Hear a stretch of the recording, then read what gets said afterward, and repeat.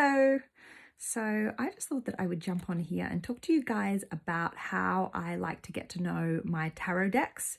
So you may have seen a couple of weeks ago, it was like quite a few weeks, I got my Moonchild tarot deck, which I absolutely love.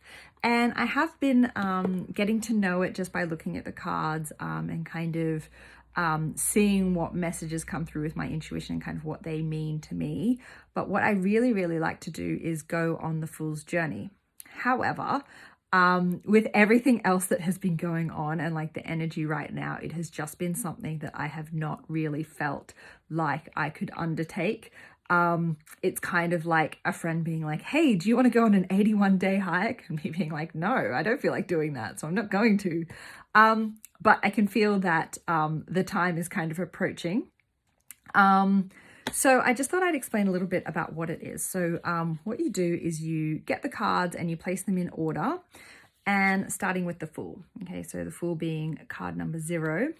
And what I like to do is just take that card in the morning and just have a look at it and have a little bit of reflection about what it means to you, anything that jumps out.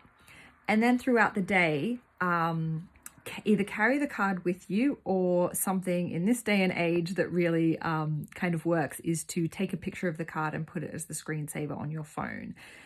And then that way it can kind of be a reminder, because you'll kind of keep seeing it, because despite what we like to say, we do spend a lot of time on our phone. And so it's just really interesting to see what messages come through, or kind of, when I've done it before, I found myself in some very, very strange situations, which I can relate back to the cards. So for example, when I've had the Strength card before, I was at work, I was working reception in a wellness space in London, and I became really, really nauseous for absolutely no reason. And I was basically on the floor of the bathroom, like hugging the toilet bowl. And it was kind of about like having to find that inner strength to be able to get through the day and do my job. Luckily my boss was awesome.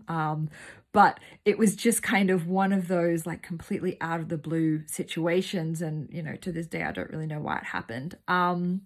So that's what the Strength card means for me, in that particular deck. Now, also, one of my teachers has said that when he was on the Hermit card, once when he was doing it, he was kind of thinking, I haven't really like had any experiences. I don't really know anything that's happened today that could kind of relate to that. And he was driving along a highway, and then he just sees like a man, an older man that was like the spitting image of the traditional hermit. So there's all these little things. It's really quite powerful, but and very, very interesting. But not every card has the same kind of strength of message. So for me, there are some that have really stood out when I've done it before.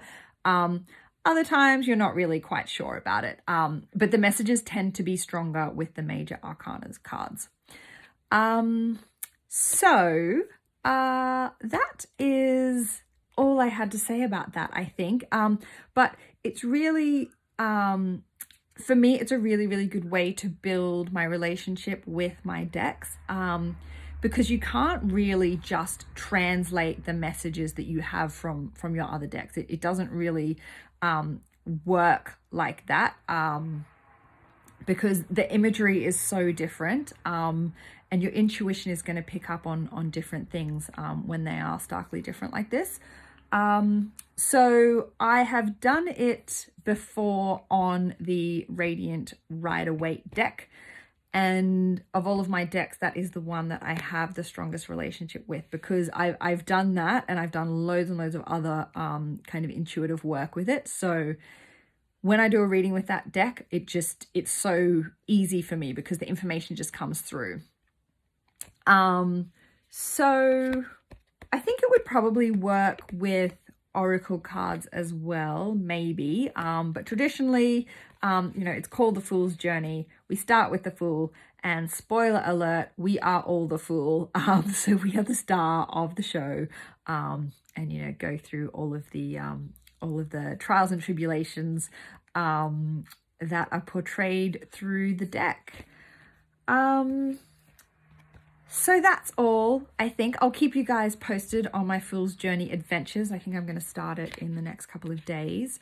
But I'm sending you lots and lots of love. Bye.